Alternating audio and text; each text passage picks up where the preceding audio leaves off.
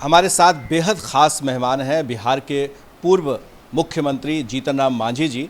और मांझी जी जब मुख्यमंत्री थे तो उस वक्त काफ़ी विवादों में रहे थे और मुख्यमंत्री हटने के बाद भी। लेकिन अब क्योंकि नया सिनेरियो है, इनके बेटे संतोष सुमन जो अभी नीतीश जी के कैबिनेट में मंत्री थे वो भी हमारे साथ हैं यहाँ पर।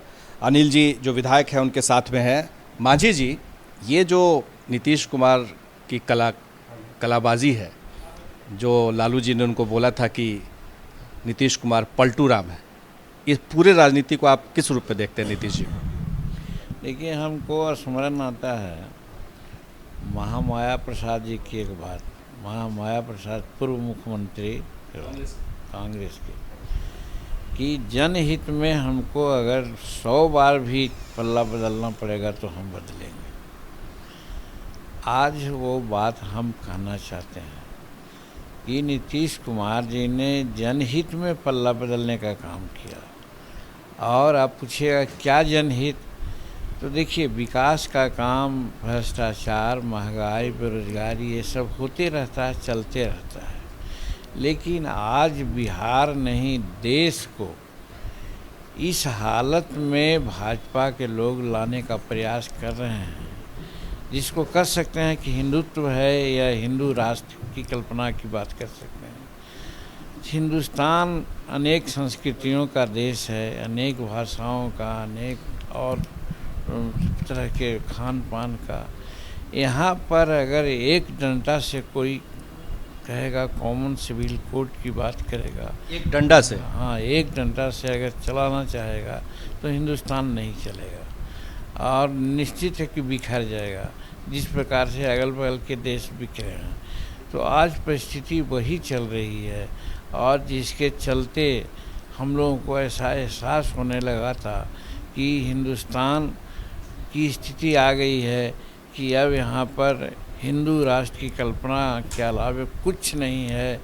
बेरोजगारी और लग रहा है कि बीजेपी हिंदू राष्ट्र बनाना चाहती है, इसलिए आप लोग विरोध में आ गए नीतीश कुमार? निदम 100% भगवाकरण की बात उनकी है। उसके चलते गांव गांव में हम लोग ने देखा, एक गांव में खास करके दलित वर्ग में भी देखा।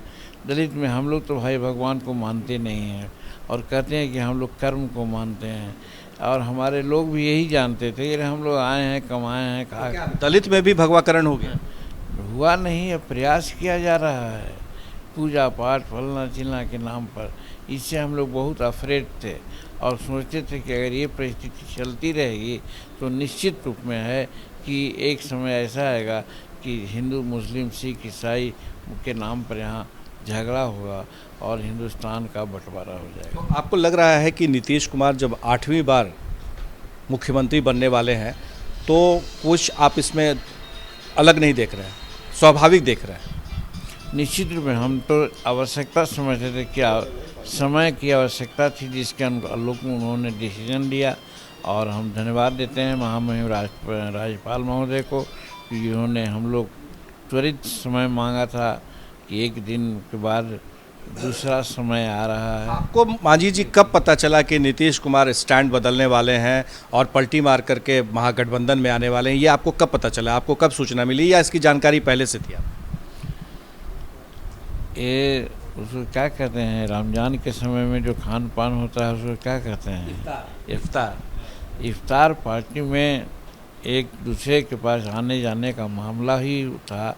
उसी समय हम लोगों को समझ में आ गया कि मामला कुछ इस तरह जा रही है कि हो सकता है कि भाजपा से संबंध विच्छेद हो। आपको क्या बीजेपी की तरफ से कभी आप तक कोई नेता पहुंचे और आपको उन्होंने कहा कि आप मेरे तरफ आइए? अब ये सब अंदरूनी बात है, इस सब को चर्चा नहीं करना चाहिए।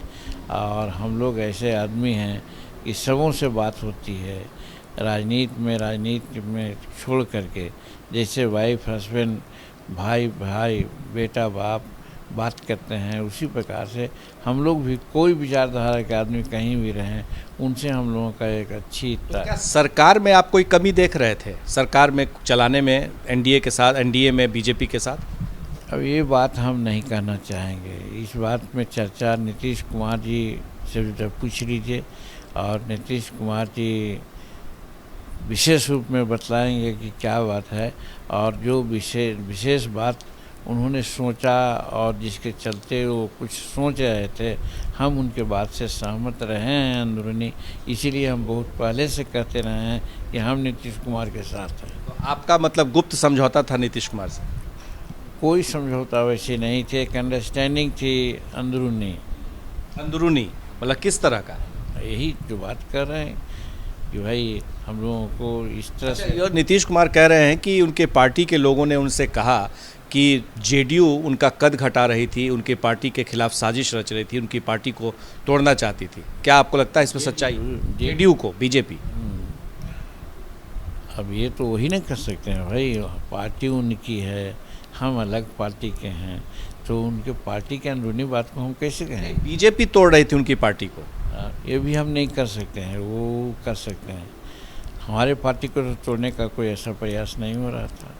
लेकिन मुकेश सहनी की पार्टी को तोड़ा गया, उन बीजेपी ने मिला लिया था। और जेपी नड्डा यहाँ आए थे, उन्होंने कहा था कि सारी क्षेत्रीय पार्टियाँ ख़त्म हो जाएंगी, अपोजिशन में कोई नहीं रहे। ये तो बहुत खतरनाक बात उन्होंने कही थी। जब से जेपी नड्डा ने इस प्रकार की बात कही, उस समय से और हमारे दिल में भाजपा के प्रति जो रही सही भावना थी वो सब खत्म हो गई। क्योंकि ये डेमोक्रेसी का हनन है। कोई भी आदमी को सत्ता बनाने का, पार्टी बनाने का अधिकार है, और उस चीज़ को उन्होंने साफ कहा और वो संकेत दिया कि सबको ख़त्म करके हम हिंदुस्तान को भगवाकरण के रूप में ले जाएंगे, हिंदू राष्ट्र बनावेंगे। ये उचित कहीं से नहीं होगा, हिंदुस्तान के लोग ऐसा बर्दाश्त नहीं करेंगे। अच्छा, अब तो मंत्रिमंडल गठित होने वाला है, मुख्यमंत्री सब शपथ लेने वाले हैं, डिप्टी सीएम लेने वाले हैं। आखिर कहाँ पे पेंच फंसा हुआ है जो आपकी पार्टी के नेता संतोष सुमन वो आज शपथ नहीं ले रहे हैं, बाकी पार्टियों के विधायक जो वो मंत्री नहीं बनेंगे? देखिए, ये माननीय मुख्यमंत्री जी का विशेषाधिकार है कि किसको रखना है, कब रखना है। आज वो ओथ ले रहे हैं और शायद तेजस्वी जी भी ओथ ले रहे हैं। ये दो बातें चल रही है, आप ही लोगों के माध्यम से हम लोग जानते हैं। अगर हमसे अगर पूछा जाता तो हम तो यही कहते कि आज फूल तो नहीं, लेकिन कम से कम 3 हिस्सा मंत्रियों का शपथ ग्रहण करा लेते। हम उस चीज़ में विश्वास नहीं करते हैं, लेकिन हिंदुस्तान और सभी लोग विश्वास करते हैं समय पर। आज के बाद या कल के बाद यहाँ पर खरमास होने वाला है, भादो आने वाला है, और उस समय कोई नई बात या कोई विशेष बात नहीं होनी चाहिए। इस दृष्टिकोण से फुल मंत्रिमंडल का विस्तार अगर न हो तो कम से कम 70-80% मंत्रिमंडल को बना लेना चाहिए था। कहाँ पर पेंच फंसा हुआ है? क्या किस मंत्रालय को लेकर फंसा हुआ है, या फिर फॉर्मूला क्या होना चाहिए जिससे कि 4 विधायक पर, 5 विधायक पर 1 मंत्री हो? क्या आपका है ना? फार्मूला तो आप देख रहे हैं कि आ रहा है कि 2015 का जो फार्मूला था उसके आलोक में ये सारी बातें होगी। अब रही बात की अंदरूनी और क्या हो रहा है, तो ये मुख्यमंत्री कर रहे हैं, उनका विशेषाधिकार है, वो अपने पार्टी के लोगों से संपर्क कर रहे हैं। हम लोग अपने अलग हैं। हम लोग स्पीकर किसका होना चाहिए, जेडीयू या आरजेडी या हम पार्टी या कांग्रेस पार्टी? अब चाहिए की बात आप कहते हैं तो हम क्या कहें। चाहिए तो हम तो यही सोचते हैं कि भाई जो बड़ी पार्टी है, बड़ी पार्टी के लोग जो निर्णय लेंगे वही उचित होगा। खास करके राजद और जदयू निर्णय लेंगे वही ठीक होगा। हम कौन करने वाले हैं? आपके पार्टी को कितने मंत्री पद चाहिए? हमको अभी कुछ नहीं, हम तो बिना शर्त समर्थन दिया है। नहीं, वो ठीक है, लेकिन फार्मूला ऐसा बने कि आपकी पार्टी को कितने विधायक के ये फार्मूला वो लोग जाने। ऐसे कह रहे हैं लोग कि 2015 का फार्मूला चलेगा, तो 2015 के फार्मूला में ऐसा आता है कि भाई हमको 1 मिला था, तो 2015 में हम 1 थे तो 1 मिला था। आज हम 5 हैं तो हम चाहेंगे कि हमको 2 भी मिले। आपको लग रहा है कि बिहार में जिस तरह से सरकार चल रही है, या अभी सरकार थी और ये महागठबंधन की सरकार, पहले भी महागठबंधन की सरकार रही है, आपको कौन बेहतर लगा? देखिए, हम पहले ही कहा है आपको कि लेसर इविल की बात होती है। इविल है, लेकिन जो लेसर इविल है वो अच्छा है। और हम कह सकते हैं पहले की सरकार जो चल रही थी या चलाई गई थी, कोई भी कह सकता है डेमोक्रेसी में 100% मार्क्स नहीं दे सकता है, 100% मार्क्स नहीं दे सकता है, लेकिन सबसे बड़ा खतरा सांप्रदायिकता का है हिंदुस्तान में, जिसके लिए हिंदुस्तान के लोग बहुत बलिदान दिए और हमारा संविधान का भी नेचर वही है। उसके खिलाफ जो आदमी जा रहा है या जो सरकार जा रही है वो बहुत खतरा की बात है। आप घुमा दे रहे हैं मांझी जी बात को, लेकिन सवाल अब ये उठ रहा है कि बिहार में जिस तरह की सरकार आप चाहते हैं या जो भी है आप उसमें शामिल होंगे, तमाम चीज़ें बातें हो रही हैं, कोऑर्डिनेशन कमेटी की मांग आप हमेशा से करते रहे, चाहे वो महागठबंधन में जब थे तब भी कर रहे थे, बिहार में सरकार एनडीए के साथ थी, तो आपको लगता है कि कोऑर्डिनेशन कमेटी होनी चाहिए, इसको सबसे पहले शुरू करें क्योंकि 7 पार्टियां अब हैं? देखिए, ये बात सही आपका कहना है, हालांकि इसको दूसरे रूप में आप लोग प्रस्तुत करेंगे जो कंट्राडिक्शन पे क्रिएट करेगा। हम शुरू से इस बात के माने चाहने वाले में से हैं कि घर के परिवार हम लोग हैं तो कोई भी डिसीजन आपस में बातचीत करके ही होना चाहिए, और अगर वैसा नहीं होता है तो जो मालिक होता है वो ज़्यादा बदनाम होता है।